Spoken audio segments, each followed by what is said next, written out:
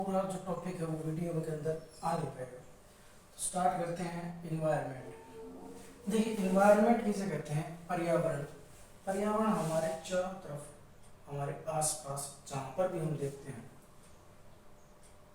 वो वायुमंडल के तौर पे है, स्थल मंडल के तौर पे है, जल मंडल के तौर पे है, फैला हुआ है, जिसके अंदर पानी, हवा और स्थल, मिट्टी, मृदा, पेड़ पौधे, जितनी भी हम चीजें देखते हैं वो सभी क्या है?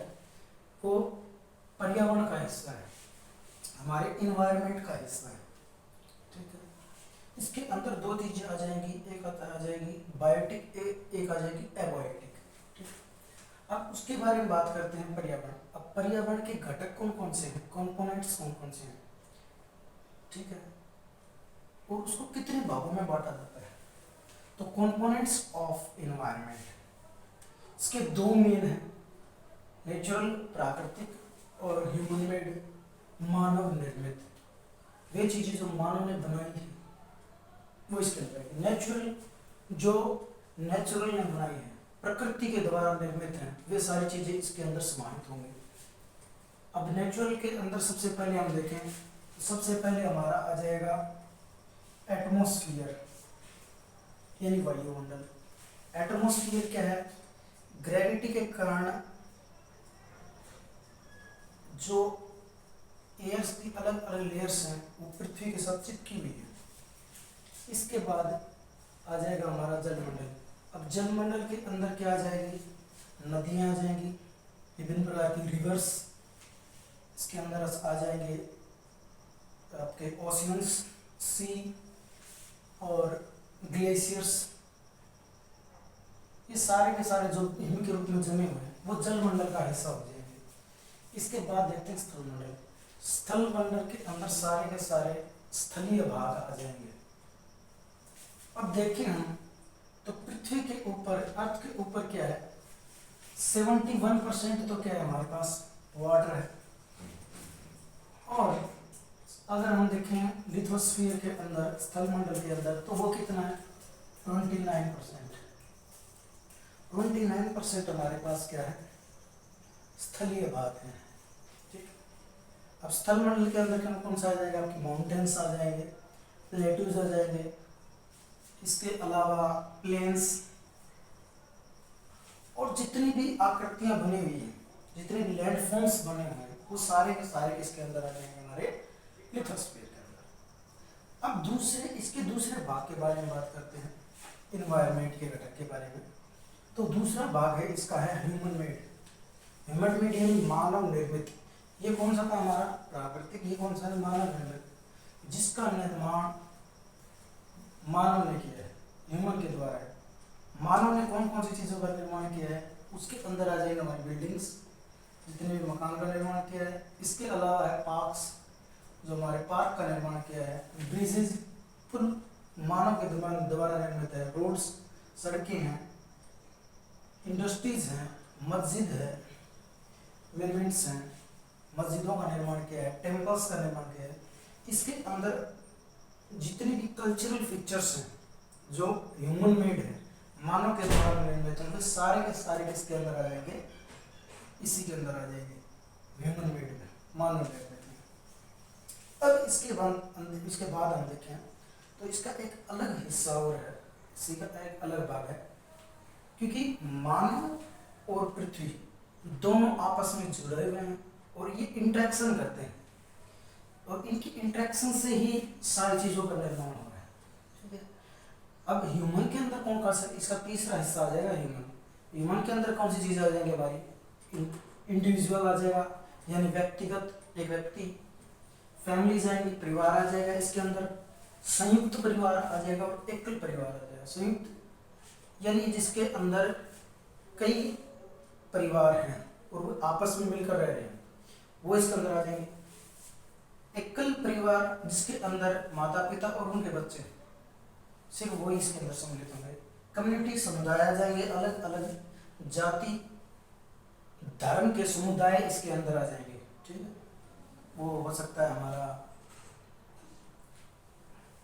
मुस्लिम समुदाय है, हिंदू समुदाय है, सिख समुदाय है, वो सारे के सारे रिलीजन्स आ जाएंगे, क्योंकि मानव धर्म से जुड़ा हुआ है तो सारे के सारे रिलीजन्स भी इसके अंदर आ जाएंगे। रिलीजन्स में कौन कौन से आ जाएंगे, देखिए रिलीजन्स के अंदर कौन से आएंगे, इसके अंदर रिलीजन में आ जाएगा हिंदू, मुस्लिम, सिख, बौद्ध, जैन, ईसाई, ये सारे के सारे किसके अंदर आ जाएंगे, धर्म के अंदर आ जाएंगे, इसके अंदर आ जाएंगे।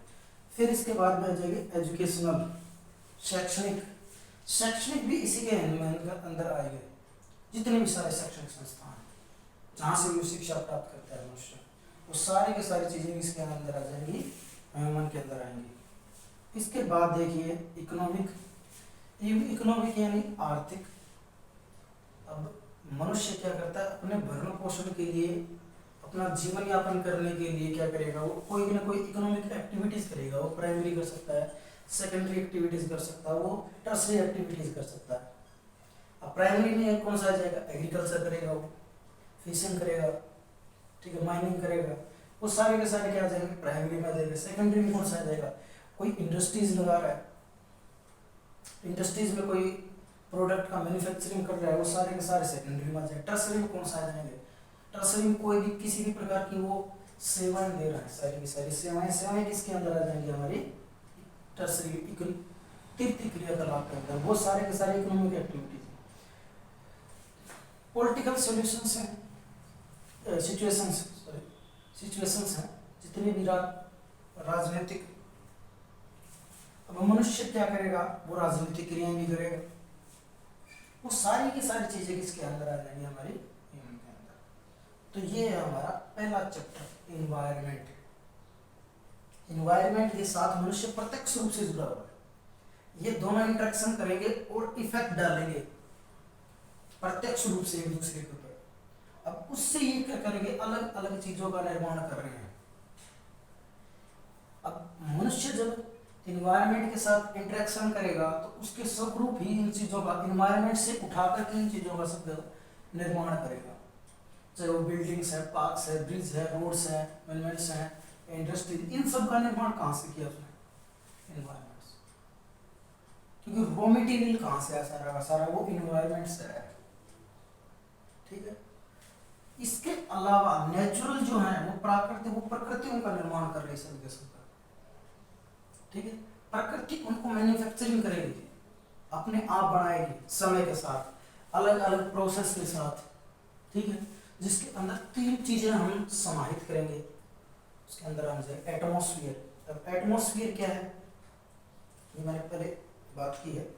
एटमॉस्फेयर क्या थी, एक थिन लेयर थी जो हमारे एटमॉस्फेयर के चारों तरफ ग्रेविटी के कारण चिपकी हुई, ठीक, वो है एटमॉस्फेयर। जिसके अंदर अलग अलग प्रकार की एयर्स आ जाएंगी। इसके अंदर मेजर है नाइट्रोजन 78%, इसके बाद में आ जाएगी ऑक्सीजन। ऑक्सीजन कितनी, ऑक्सीजन है 20%, ठीक है।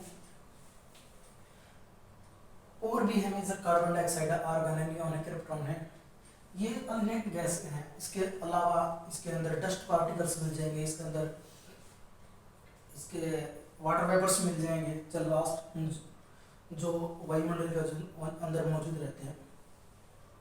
स्थलमंडल के बारे में हमने बात की है। स्थलमंडल क्या है कि ऊपर का क्रस्ट है, पृथ्वी की ऊपरी, अर्थ का की क्रस्ट यानी ऊपरी परत, वो स्थलमंडल है, ठीक है। अब ये किसके ऊपर तैर रही है, इस सीमा और सियाल, सियाल के ऊपर क्रस्ट तैर रही है, वो है लिथोस्फीयर, ठीक है। वो 29% है। इसके अंदर मैंने बात की थी अलग अलग प्रकार के हमारे जो है लैंड फॉर्म्स बन रहे हैं, कुछ माउंटेन है, प्लेट्यूज है, कॉन्टिनेंट्स इसके अंदर आ जाएंगे। कॉन्टिनेंट के ऊपर जो हमारे बन रहे हैं मेजर, कॉन्टिनेंट के ऊपर प्लेट्यूज है, आपके माउंटेन्स हैं, प्लेन्स हैं, वो सारे के सारे इसके अंदर आ जाएंगे। और भी बहुत सी आकृतियाँ हैं, नदी, ठीक है, झीलें, वो सारी के सारे इसके अंदर आ जाएंगे। हाइड्रोस्फीयर के बारे में, इसके अंदर हमारा ओशियंस के अंदर जितनी चीज़ें हैं और ओशियन के अलावा कहाँ कहाँ है, ठीक है, वो सारी की सारी इसके अंदर आ जाएगी जलमंडल के अंदर। तो ये थे हमारे इन्वायरमेंट के कॉम्पोनेंट्स, घटक, जिससे क्या है हमारा इन्वायरमेंट पूरा का पूरा पर्यावरण बना है, वो दो चीज़ों से बना है। उसके अंदर इन्वायरमेंट भी आएगा और इन्वायरमेंट का यूज करके मनुष्य ने कौन कौन सी चीज़ों का निर्माण किया, वो सारी चीज़ इसके अंदर समाहित होंगी। इन दोनों को अलग नहीं किया जा सकता। मनुष्य और पर्यावरण ये दोनों एक ही सिक्के के पहलू हैं, इन दोनों को अलग नहीं किया जा सकता। ये दोनों क्या है, एक दूसरे पर प्रभाव डालते हैं। उसके बाद हमने बात की थी ह्यूमंस की। ह्यूमंस के अंदर हमने बात की है कम्युनिटी की बात की, इसके अलावा फैमिलीज़ की बात की है, इंडिविजुअल्स की बात की है, एजुकेशनल की बात की, इसके बाद पॉलिटिकल सॉल्यूशंस की बात की है, रिलीजन्स धर्म की बात की। तो ये सारी चीज़ें मिलकर के हमारे एनवायरनमेंट को निर्माण करती हैं। और ये जो चैप्टर है ये 7th क्लास एनसीईआरटी का पहला चैप्टर है, ज्योग्राफी एनवायरनमेंट।